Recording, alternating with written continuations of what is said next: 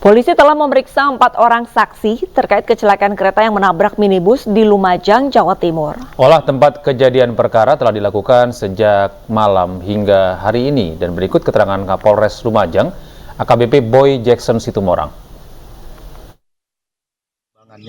Yang pasti saat ini kita sudah melakukan pemeriksaan sebanyak 4 orang saksi, baik itu yang melihat langsung maupun relawan yang biasanya bertugas di persimpangan sebidang kereta api tanpa palang pintu ini. Kemudian kita juga akan melakukan pemeriksaan kepada pihak KAI ya, dari masinis yang kemarin mengendarai, seperti apa situasi yang sebenarnya. Kemudian kami update untuk situasi korban saat ini, yang 11 meninggal dunia, 9 sudah kembali ke keluarganya, sebagian sudah dalam proses perjalanan, kemudian yang 2 sedang dalam proses, keluarganya sudah menunggu di rumah sakit. Pemirsa, untuk mengetahui informasi lebih lanjut, kami sudah terhubung dengan rekan kami Yayan Nugroho di lokasi kecelakaan kereta Probowangi versus minibus di perlintasan tanpa palang pintu di Dusun Prayuana, Desa Ranu Pakis, Kecamatan Kelakah, Lumajang. Selamat siang, Yayan. Bagaimana hasil olah TKP dari pihak kepolisian? Ya, selamat siang pemirsa. Saat ini saya berada di lokasi kecelakaan antara minibus dengan kereta api Probowangi yang menewaskan 11 korban jiwa dan 4 korban luka. Saat ini olah TKP sendiri masih berlangsung dari Ditlantas Polda Jatim dan Ditreskrim Polda Jatim. Saat ini polisi belum bisa memberikan keterangan resmi terkait hasil olah TKP karena memang masih berlangsung. Ya, Yayan, apakah dengan adanya olah tempat kejadian perkara ini perjalanan kereta api menjadi terhambat? Ya, untuk perjalanan kereta api yang melintasi perlintasan sebidang di Desa Ranu Pakis ini masih berjalan normal seperti biasa. Tadi juga beberapa kali kereta api melintas tanpa mengganggu proses olah TKP. Yayan, jika Anda bisa menceritakan sebenarnya lokasi dari tempat perlintasan sebidang tanpa palang pintu ini seperti apa kondisinya? Apakah memang menjadi jalur utama begitu, dan kenapa ini tidak ada palang pintu di sana? Ya, untuk perlintasan kereta api ini memang merupakan jalur alternatif menuju dari Lumajang menuju Surabaya, karena sering terjadi kemacetan di jalur utama. Banyak pengendara yang melalui perlintasan di Desa Ranu Pakis ini. Untuk lokasinya sendiri memang jika malam hari sangat minim penerangan, jadi jarak pandang pengendara memang terbatas. Dan untuk rambu-rambu sendiri memang sudah tidak berfungsi sejak beberapa lama dan hingga saat ini belum diperbaiki. Yayan, berarti pada saat kejadian ini memang tidak ada warga setempat yang berjaga-jaga begitu kurang lebihnya di sana? Nah, untuk penjagaan memang tidak ada di lokasi perlintasan sebidang di lokasi ini, namun sebenarnya ada rambu-rambu early warning system yang ada sudah terpasang namun dalam keadaan rusak. Ya, artinya lampu di sekitar lokasi itu tidak ada ya, benar-benar gelap gulita begitu ya? Dan jika malam hari memang pencahayaan sangat kurang karena lampu-lampu juga minim di lokasi ini. Ya. Baik, terima kasih banyak Yayan Nugroho atas laporannya, dan kami masih akan menunggu perkembangan dari hasil olah TKP pihak kepolisian. Kita ke informasi lainnya pemirsa, laga pertandingan musim kedua Liga 2 antara Gresik United dan Delta Sidoarjo berakhir ricuh. Kericuhan terjadi saat Gresik United menerima kekalahan di kandangnya sendiri.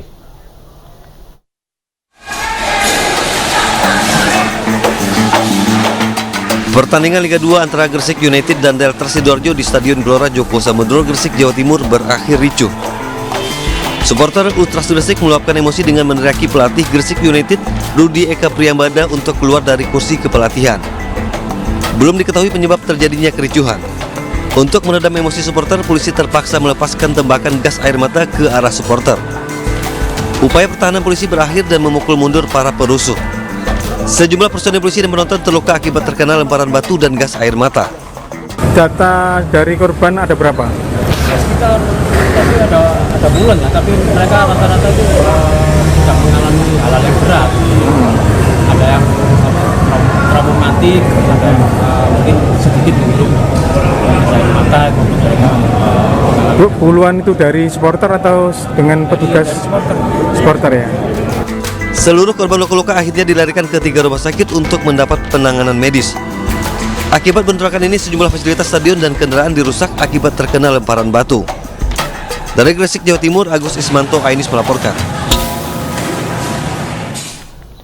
Pemirsa, 1 orang meninggal dunia pasca insiden tabrakan seorang pembalap motor menabrak penonton di kejuaraan Stefano Open Road Race di Atambua, Kabupaten Belu, Nusa Tenggara Timur. Sementara 5 penonton harus dilarikan ke rumah sakit dan mendapatkan perawatan intensif.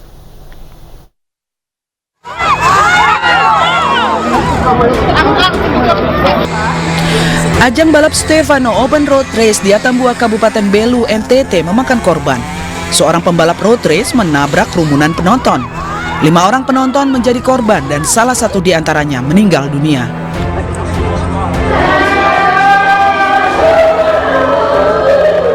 Isak tangis keluarga tak henti melihat sosok MR usia 18 tahun, warga Kelurahan Manumutin, Kota Atambua, Kabupaten Belu, terbaring kaku di ruang jenazah di RSU Gabriel Manel, Atambua. Korban diduga mengalami pendarahan otak dan beberapa luka robek sehingga tim dokter harus bekerja ekstra merawat korban selama 3 hari, namun nyawanya tidak tertolong. Sementara 2 pasien masih dirawat dan 1 pasien telah dirujuk untuk dioperasi pada tulang paha, serta 1 lagi alami patah tulang namun telah dipulangkan karena memilih berobat secara tradisional. Di sini memang dokter sudah memberikan edukasi kepada keluarga pasien bahwa keadaannya tidak terlalu bagus, tapi kita tetap berupaya dengan memasang ventilator. Kemudian kita juga melakukan pemeriksaan CT scan. Setelah dilakukan CT scan, kita mengirimkan rangkaian kegiatan yang baik itu pemeriksaan yang sudah kita lakukan dan pengobatan yang sudah kita berikan kepada rumah sakit yang akan kita rujuk. Kami juga merawat, kami melakukan segala yang terbaik. Keluarga korban berharap pihak penyelenggara juga ikut berduka dan meminta kejuaraan balap motor bisa dihentikan. Kemudian sampai terjadi kecelakaan seperti kemarin, kita lihat kondisi di lapangan bahwa safety pengamanan dari panitia sendiri sebetulnya tidak optimal. Karena kita lihat di posisi kejadian titik kecelakaan kemarin itu tidak ada pembatas sama sekali. Ada sedikit 1-2 karung, tapi itu sifatnya tidak bisa mengamankan penonton, akibatnya terjadi seperti ini. Itu sangat kita sesalkan. Sebelumnya, dalam sesi latihan resmi pada 15 November kemarin, seorang pembalap diduga mengalami remblong sehingga menabrak para penonton, membuat 5 korban harus dilarikan ke rumah sakit. Tim Liputan iNews melaporkan. Kasus dugaan pemerkosaan gadis yatim piatu yang mengalami keterbelakangan mental terjadi di Luwu Timur, Sulawesi Selatan. Mirisnya pelaku diduga merupakan calon anggota legislatif dan hingga kini masih bebas. AF, wanita berusia 20 tahun yang mengalami keterbelakangan mental diduga mengalami pemerkosaan di satu hotel di wilayah Sumasang, Desa Sorowako, Kecamatan Nuhu, Luwu Timur, Sulawesi Selatan. Korban mengaku diperkosa secara paksa hingga mengalami pendarahan dan terpaksa dilarikan ke rumah sakit untuk mendapatkan perawatan intensif. Berdasarkan rekaman CCTV, korban diantar oleh salah satu pria ke kamar hotel. Setelah memastikan korban bertemu pelaku utama, pria tersebut meninggalkan kamar hotel. Pelaku pemerkosaan sendiri diketahui berinisial NR yang merupakan calon anggota legislatif. Meski identitas pelaku diketahui dan sudah dilaporkan ke Polres Luwu Timur, namun hingga kini polisi belum menetapkan tersangka dalam kasus ini. Kita masih mendalami. Ya, karena dari hasil keterangan dari EB, memang dia tidak kenal sama perempuan ini. Itu pun dia disuruh, tadi kan disuruh untuk mengantarkan. Ya, dari terlapor Pak ya? dari terlapor, antarkan untuk ke kamar terlapor. Itu. Kemudian yang kedua, untuk si perempuan AF ini kita masih butuh keterangan intensif terhadap dia. Hingga saat ini korban masih menjalani perawatan medis di rumah sakit akibat luka pendarahan dan trauma. Pihak keluarga pun meminta polisi untuk segera menangkap pelaku. Dari Kabupaten Luwu Timur, Sulawesi Selatan, Nasruddin Lubak, Ainis melaporkan. Bantuan bagi korban perang di Palestina kembali disalurkan pemerintah sebanyak 21 ton lebih. News yang akan segera kembali sesaat lagi.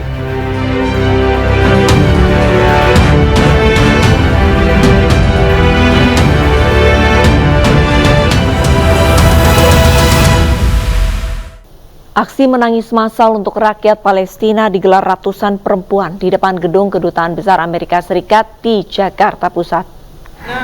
Sambil mengibarkan bendera Palestina, ratusan perempuan lintas agama dari berbagai daerah menggelar aksi dukungan terhadap rakyat Palestina. Simpati diberikan atas warga Palestina yang menjadi korban perang, khususnya kaum perempuan dan anak-anak. Tidak hanya berorasi, massa juga menggelar aksi teatrikal, menangis massal dan mendoakan para korban perang. Massa mendesak pemerintah Amerika Serikat untuk meminta Israel menghentikan pendudukan di Palestina.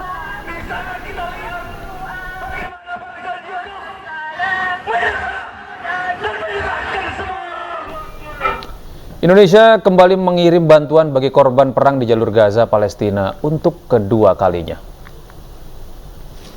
Bantuan bagi rakyat Palestina ini disalurkan pemerintah Indonesia menggunakan 2 pesawat Garuda dan pesawat kargo. Bantuan kedua korban perang ini dikirim sebanyak 21,5 ton, meliputi alat kesehatan, sanitasi, makanan, kantong tidur, dan perlengkapan musim dingin. Presiden Joko Widodo didampingi sejumlah menteri, Kapolri, dan Panglima serta Duta Besar Palestina turut menyaksikan antara bantuan. Kembali lagi pada pagi hari ini. Data terakhir jumlah korban jiwa akibat perang mencapai 11.470 orang, termasuk 4.707 diantaranya anak-anak. Sementara 3.155 merupakan wanita dan 668 lansia.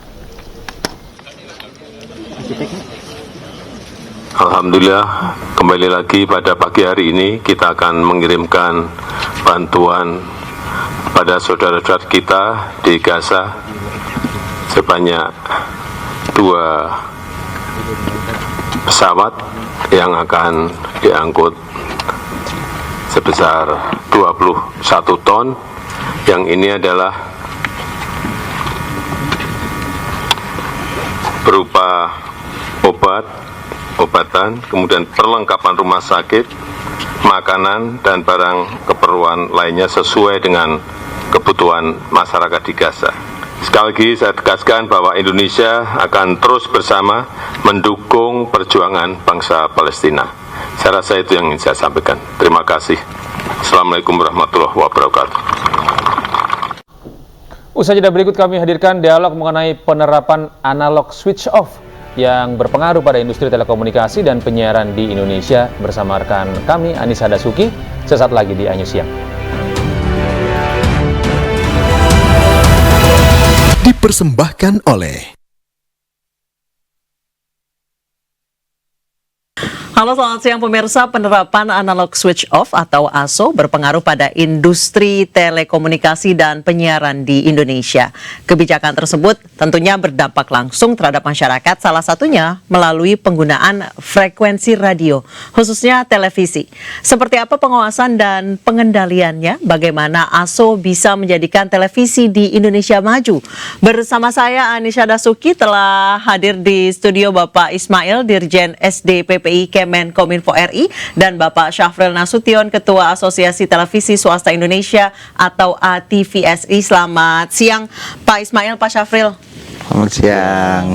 Saya ke Pak Ismail dulu. Pak Ismail, sebenarnya apa sih Pak manfaat diberlakukannya ASO dan migrasi dari analog ke digital bagi masyarakat khususnya? Iya. Pelaksanaan analog switch off itu merupakan sebuah keniscayaan ya, karena seluruh negara di dunia ini juga melakukan migrasi dari teknologi analog menjadi digital. manfaatnya banyak, masing-masing pihak punya mendapatkan manfaat. Masyarakat pertama akan menikmati televisi yang lebih jernih, lebih jelas gambarnya, lebih jernih suaranya, teknologinya lebih canggih, dan kemudian siaran-siarannya lebih bervariasi dan sebagainya. Jadi manfaat di masyarakat jelas juga. Yang kedua tentu dari industri televisi sendiri, karena industri televisi bisa mendapatkan manfaat dengan menerapkan teknologi baru, bisa menampilkan siaran-siaran yang lebih berkualitas dan mungkin lebih segmented ya, karena jumlahnya itu lebih banyak gitu. Jadi siaran itu bisa khusus untuk pendidikan, untuk kesehatan dan seterusnya. Jadi lebih banyak opsi untuk masyarakat banyak ya, opsi untuk masyarakat. Tapi yang ketiga juga buat pemerintah ya, negara mendapatkan manfaat dengan migrasi analog ke digital ini, terjadi penghematan spektrum frekuensi radio yang tadinya satu kanal itu dipakai satu perusahaan penyelenggara televisi, sekarang satu kanal itu bisa dipakai sampai 12 kalau standar SDTV ya, kalau menggunakan HD mungkin 5 atau 6 gitu. Jadi ada penghematan spektrum frekuensi yang nanti spektrum frekuensi radio ini bisa dimanfaatkan untuk industri telekomunikasi ya, mendorong hadirnya internet cepat di Indonesia gitu. Jadi cukup banyak manfaatnya, dari masing-masing pihak itu mendapatkan manfaat, Mbak Nisa. Baik, saya ke Pak Syafril. Pak Syafril, sebenarnya apa manfaat diberlakukannya analog switch off khususnya untuk televisi di Indonesia? Kalau untuk televisi tadi mungkin dari sisi industri ya, kalau saya bicara dari sisi industri, kami belum bisa dikatakan ada manfaat yang sangat spesifik bagi industri ya, karena kan dari analog ke digital ini bagi kami adalah suatu perubahan teknologi saja, bukan suatu perubahan bisnis. Kalau bisnis sama saja, bisnis televisi itu adalah konten, ya kan, sama saja, cuma perubahan daripada teknologi yang tadinya analog menjadi digital. Nah, yang kami rasakan manfaat selama ini mungkin bagi industri sendiri, bagi industri ya, kami belum merasakan apa, tapi mungkin bagi masyarakat seperti tadi kata Pak Dirjen bahwa masyarakat tuh bisa menikmati dengan kualitas gambar, suara segala macam seperti itu. Oke, Pak Ismail, perlengkapan apa saja sih Pak sebenarnya yang harus dimiliki masyarakat, apalagi banyak masyarakat terutama yang sudah usia lanjut itu nggak mau pakai TV datar, maunya tetap pakai TV bekonde, Pak. Ya, jadi sebenarnya perangkat TV yang sekarang dijual di toko ya, di publik itu adalah sekarang perangkat yang bisa menangkap siaran digital. Bahkan sudah hampir tidak ada lagi sejak 2 tahun ini yang memproduksi alat televisi hanya untuk menangkap analog. Namun demikian bagi masyarakat yang kebetulan TV-nya masih menggunakan TV analog, yang istilahnya tadi TV konde, ada tabungnya itu memang harus ditambahkan sebuah perangkat yang namanya set-top box. Perangkat ini perangkat tambahan yang digunakan untuk mengkonversi data analog itu tetap bisa ditonton menggunakan TV analog itu. Dan sekarang sudah banyak sekali ya merek, tipe dan sebagainya dari STB itu yang beredar di masyarakat, di pasar gitu, bisa beli online, bisa offline, dan murah saja, itu bukan suatu perangkat yang mahal-mahal gitu untuk menambahkan kalau dia tidak mengganti televisinya gitu. Nah itu sebenarnya yang awal-awal masyarakat perhatikan, kan set-top box mahal. Dulu mungkin iya, tapi sekarang sudah tidak ya Pak rupanya, karena sudah banyak mereknya. Iya, karena persaingan ya, supply and demand ya, begitu demand supply-nya menambah terus, tentu harga akan menjadi turun gitu.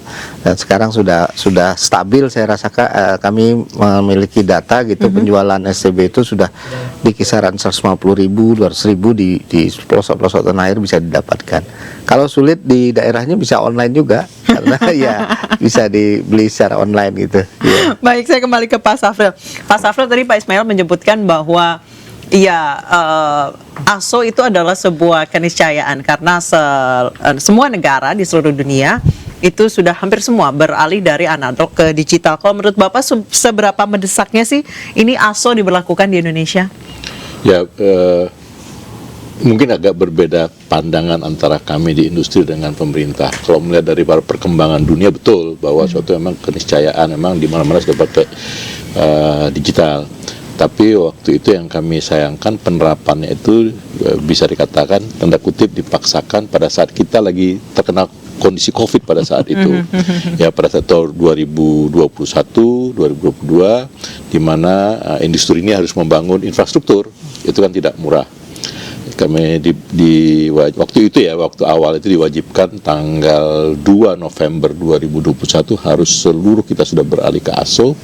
Ya mau tidak mau, karena pemerintah ya kita coba mengikuti, sekalipun memang pada akhirnya memang ada kemunduran dikit ya. Tapi itu yang kita pikirkan, bahwa pada saat iklan lagi turun, ya, TV ini kan hidupnya dari iklan. Iklan lagi turun karena COVID pada saat itu. Nah, kita harus membangun infrastruktur dengan yang jumlah begitu besar. Itu aja yang kami lihat pada saat itu. Kalau dilihat pada keterdesakannya, seperti tadi kata Pak Dirjen, bahwa pemerintah punya kepentingan sendiri kan di sini.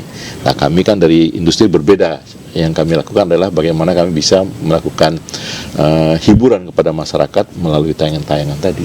Nah, tadi Pak Safril mengatakan bahwa ASO ini belum berpengaruh banyak secara bisnis, baru hanya perubahan di teknologi saja. Sejauh ini apa upaya televisi untuk supaya bisa memanfaatkan digital kanal ini yang banyak untuk memperlebar bisnisnya? Mungkin saya koreksi sedikit, nanti mungkin dikoreksi oleh Pak Ismail.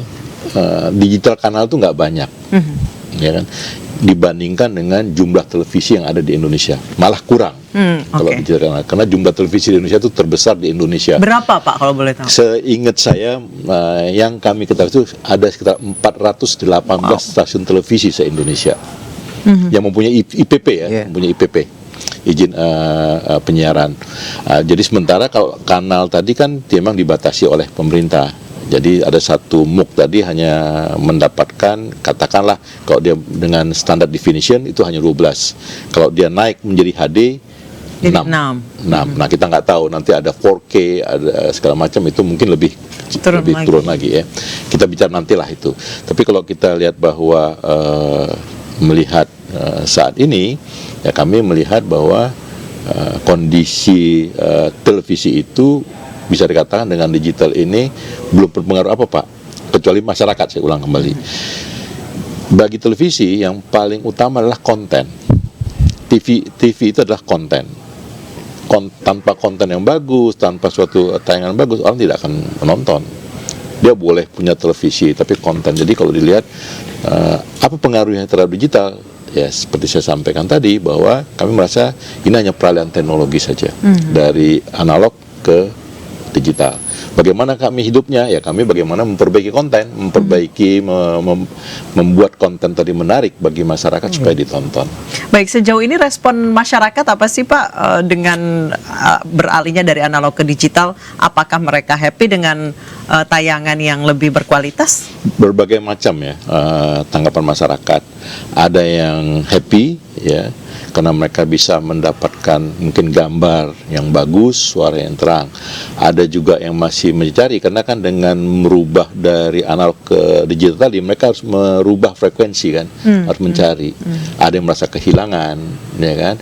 Ada lagi beberapa stasiun televisi yang belum siap untuk di daerah tersebut, mungkin masalah MUK-nya, MUK-nya tadi.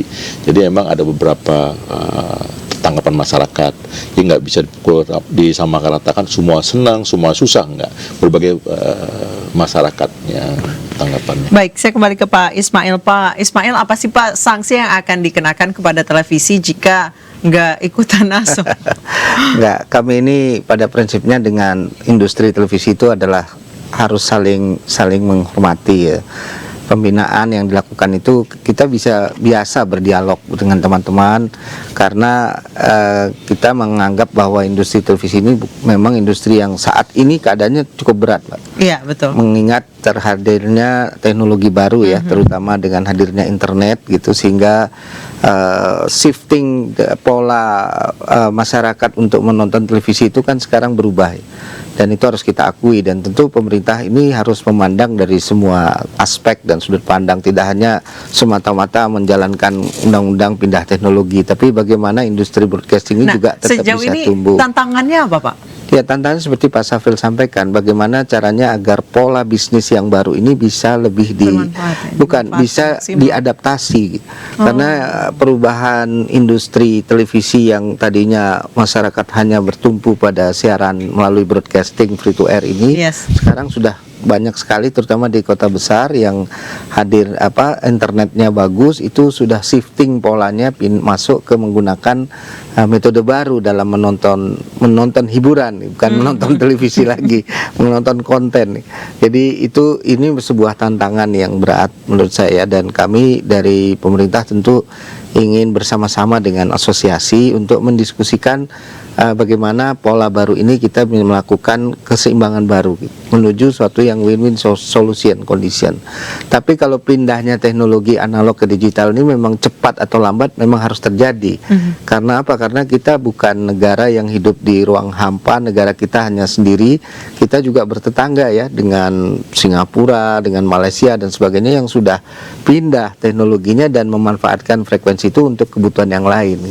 Jadi kami harus melakukan adjustment ya. Indonesia harus melakukan itu. Tapi prosesnya itu bagaimana kita lakukan dengan smooth, dengan lancar. Baik. Pak Ismail, Pak Syafril, kita akan lanjutkan bincang-bincang usai jeda berikut, tetap di ANI Siang. Terima kasih Anda masih bersama kami, Anisha, dan kita lanjutkan bincang-bincang kita siang hari ini. Saya ke Pak Syafril. Pak Syafril, sejauh ini kan analog switch off udah dari 22 November 2021, sudah 2 tahun. Tanggal 22 ini genap 2 tahun. Sejauh ini masih ada daerah yang belum matikan nggak sih, Pak? Mungkin detailnya dari pemerintah yang tahu persis ya, tapi untuk anggota ATVSI sendiri seluruhnya kami sudah beralih ke digital. Kemarin di bulan Juli kemarin sudah tidak ada lagi stasiun daripada TV swasta yang di bawah naungan ATVSI yang bersiaran analog. Semua kita sudah beralih ke digital. Baik.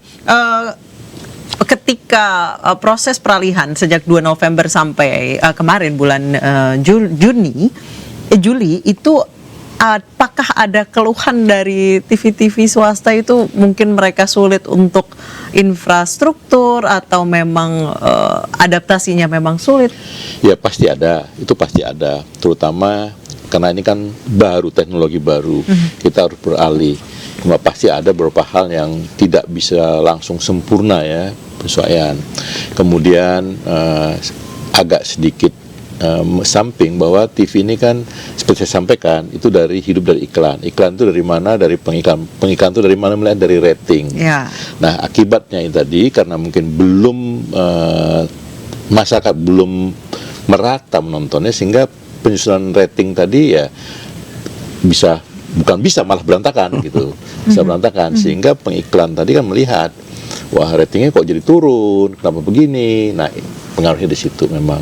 Jadi memang dalam transisi kemarin itu memang itu yang kami rasakan. Di samping tadi bahwa memang saat ini kan kami masih terus nge-push kepada pemerintah dalam hal ini supaya TV tadi itu bisa disejajarkan dengan yang namanya industri media baru, OTT, over the top, bukan operasi tangkap tangan, tapi over the top. Saat ini kan itu suatu hal yang tidak equal menurut kami. Kami terus menyuarakan kepada Komisi 1 di DPR, kemudian baik kepada pemerintah supaya ini bisa equal, karena dengan konsep bisnis yang hampir sama, tapi mendapat perbedaan atau perlakuan dari sisi aturan yang jauh berbeda. Nah ini yang kami dorong terus. Jadi sehingga harapan kami dengan peralihnya analog ke digital, kemudian kondisi sekarang orang sudah mulai menurun nonton televisi, ya harusnya kami dibantu dari sisi aturan sehingga tidak benar-benar semakin cepat matinya gitu. Nah gimana tuh Pak? Iya, Pak Safril memang selalu menyuarakan ya dari sisi industri, dan saya banyak belajar dari beliau bahwa memang ini suatu industri yang berkembang.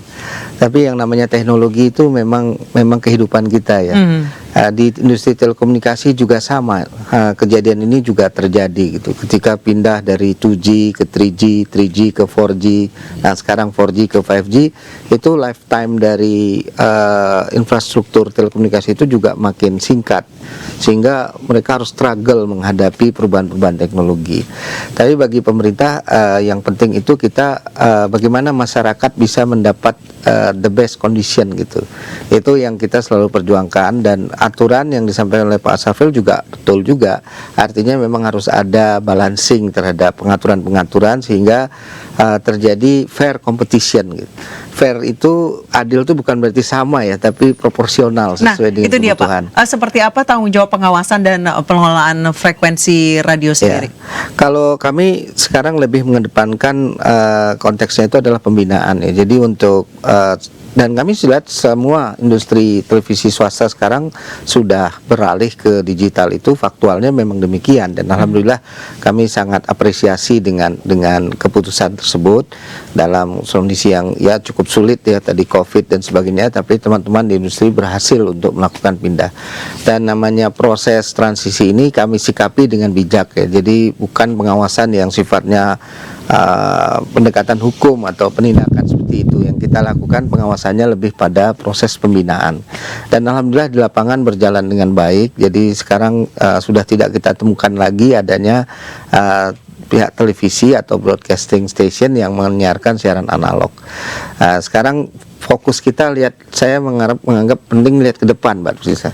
Sekarang kita sudah masuk di era digital, bagaimana kita mempercepat migrasi teman-teman masyarakat dari viewer yang dulu analog itu sekarang semua pindah menonton digital.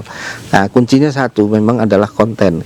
Bagaimana teman-teman memproduksi konten yang menarik, yang memang ditunggu-tunggu oleh masyarakat.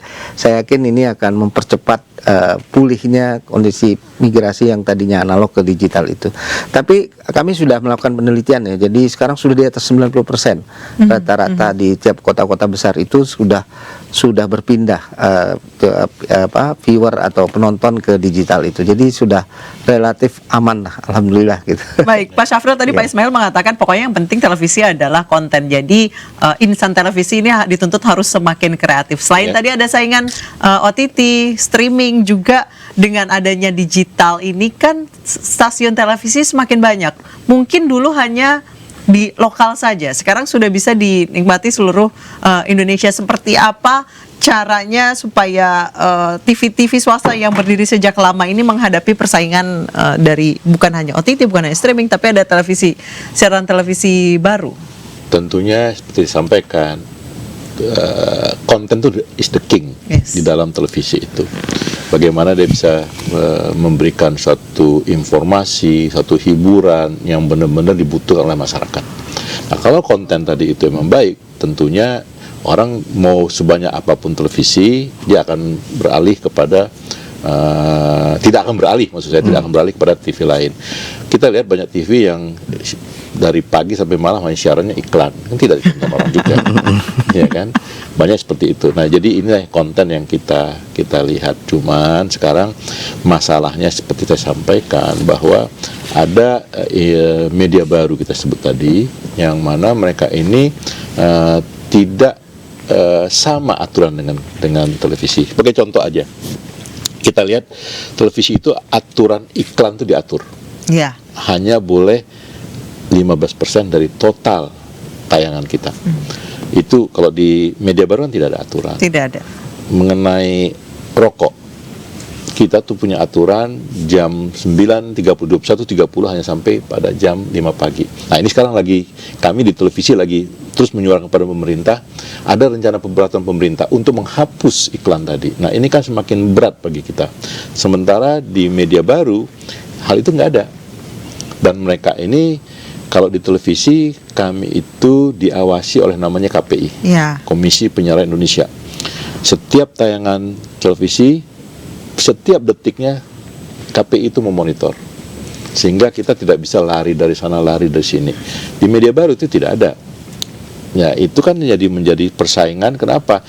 Pengiklan akan melihat, ditonton bagi milenial, bagi generasi Gen Z, bagi orang pun yang sudah berumur aja sekarang sudah menonton dari gadget, sehingga pengiklan tadi melihat lebih milih untuk masang iklan di situ daripada di televisi yang punya batasan-batasan ya.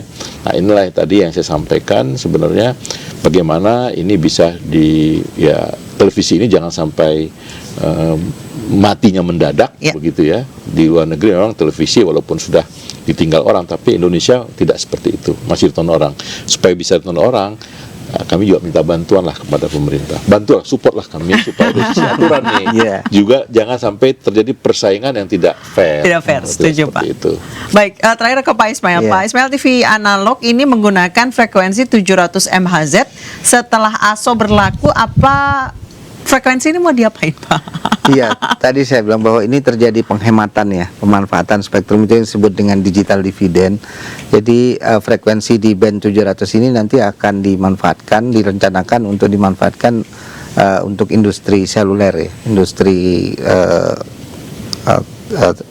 industri handphone seluler, agar masyarakat bisa menikmati jalur yang lebih berkualitas, khususnya 5G ya. Ini dalam waktu dekat frekuensi tersebut nanti akan kita rilis untuk mendorong peningkatan internet di Indonesia dengan kecepatan tinggi gitu. Baik, terima kasih banyak Pak Ismail, terima kasih banyak Pak Syafril. Pemirsa, demikian dialog singkat kami terkait pengawasan dan pengendalian frekuensi radio terhadap industri telekomunikasi dan penyiaran di Indonesia pasca pemberlakuan ASO atau analog switch off. Terima kasih kepada Bapak Ismail, Direktur Jenderal Sumber Daya dan Perangkat Pos dan Informatika Kementerian Komunikasi dan Informatika, serta Bapak Syafril Nasution selaku Ketua TVSI yang telah bersedia meluangkan waktunya untuk berdiskusi pada hari ini. Usai jeda kita akan ada informasi menarik lainnya. Tetap bersama kami di iNews Siang.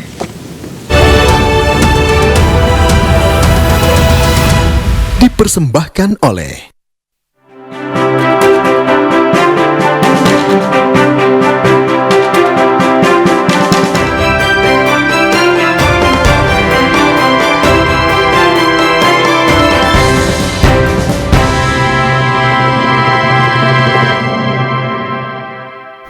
Terima kasih Anda masih bersama kami di iNews Siang. Pemirsa, pemilu aman dan damai saat ini menjadi tujuan utama seluruh rakyat Indonesia. Ya, situasi tersebut bisa terwujud dengan kerjasama dan dukungan dari berbagai pihak.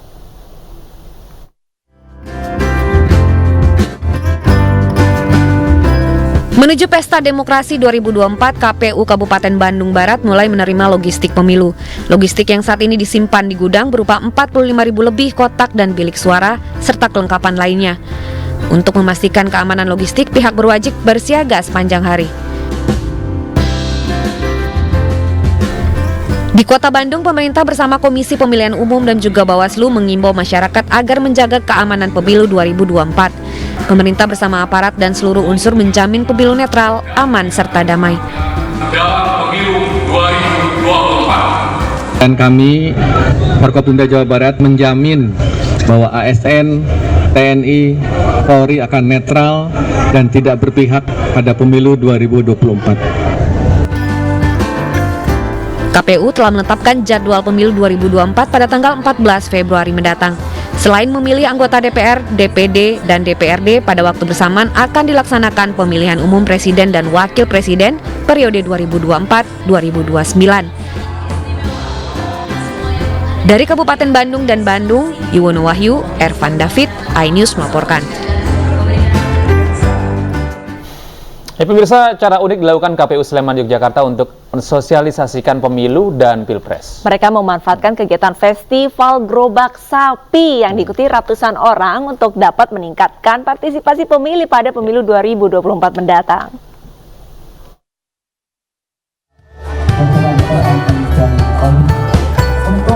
Ada pemandangan berbeda saat digelarnya festival gerobak sapi di lapangan Catura Harjo, Sleman, Yogyakarta. Sejumlah petugas KPU mendatangi para pemilik gerobak sapi sambil mensosialisasikan Pilpres 2024. Mereka juga membagikan poster dan botol air minum yang berisi informasi terkait tahapan pemilu. Dipilihnya pemilik gerobak sapi sebagai sasaran sosialisasi karena masih minim mendapat informasi pemilu. Diharapkan para petani pemilik gerobak sapi dapat menyebarkan informasi soal pemilu kepada keluarga dan masyarakat sekitar.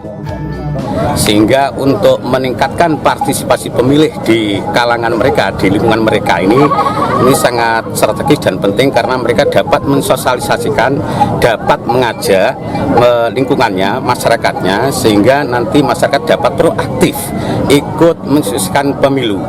Pemilu dapat berjalan dengan baik, damai dan aman, serta partisipasi pemilih itu dapat meningkat secara signifikan. Festival ini diikuti 150 gerobak sapi dari Sleman, Bantul, Klaten, hingga Kediri, Jawa Timur. Selain itu, untuk sosialisasi pemilu juga dalam rangka mengenalkan gerobak sapi sebagai kendaraan tradisional kepada generasi muda. Ketangkasan ini untuk memberitahukan ke generasi penerus kita terkait dengan bagaimana caranya menggunakan gerobak yang benar, dan mungkin ada ketangkasan itu nanti untuk mengemudi gerobak. Usai mendapat sosialisasi pemilu, ratusan gerobak sapi pawai keliling kampung. Dari Sleman, Yogyakarta, Heru Trijoko, iNews melaporkan.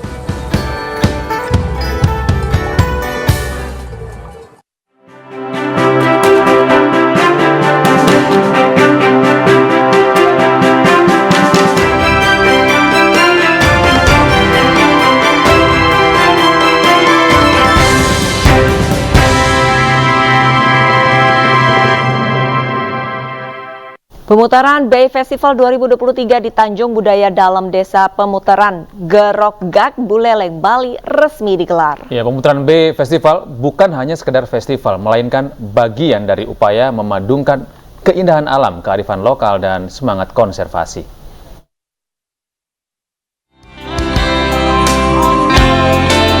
Mengusung tema Bakti Baruna, Menparekraf Sandiaga Uno resmi membuka pemutaran Bay Festival yang digelar di Desa Pemutaran, Kabupaten Buleleng, Provinsi Bali. Terletak di ujung barat Kabupaten Buleleng, Desa Pemutaran menjadi destinasi wisata terbaik se-ASEAN untuk kategori pariwisata berbasis masyarakat.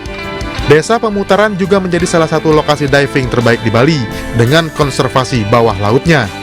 Provinsi Bali memang luar biasa karena pelestarian keindahan alam dan budaya menjadi daya tarik khusus, dan ini sudah menjadi ajang yang kita banggakan. Selamat kepada seluruh masyarakat karena Desa Wisata Pemutaran telah mendapat penghargaan yaitu ASEAN Tourism Standard kategori Community Based Tourism. Sementara itu di Pontianak, Kalimantan Barat, Menparekraf Sandiaga Uno menghadiri pengukuhan pengurus DPP UMKM Mandiri dan seminar budaya ekraf di Pendopo, Gubernur Kalimantan Barat. Sandiaga meminta para pelaku ekraf untuk memanfaatkan secara optimal platform media sosial untuk memasarkan produk sehingga ekonomi tumbuh dan lapangan kerja terbuka makin lebih luas. Tim Liputan iNews melaporkan. Pemirsa, usai jeda berikut kami akan hadirkan informasi mengenai pijat tubuh menggunakan metode limb modeling. Nah, seperti apa nih keseruannya? Saat lagi kami akan kembali.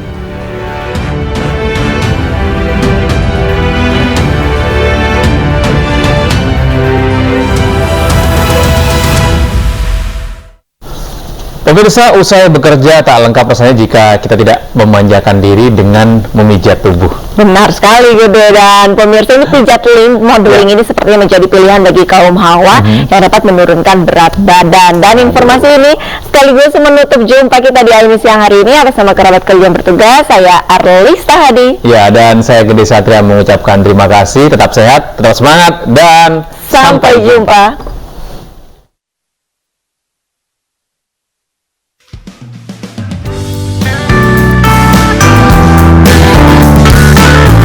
Metode pijat limb modeling hasil perkembangan Sculptify Indonesia dari bermula metode pijat drainase limfatik untuk para bodybuilder saat ini dikembangkan untuk kaum hawa dan para model agar dapat mengurangi berat badan tubuh, mengencangkan tubuh dan membentuk tubuh menjadi lebih indah.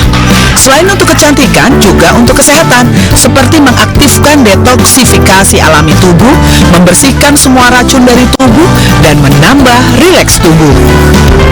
Boost immunity ataupun water retention, dan juga untuk efek toning, sculpting, dan firming.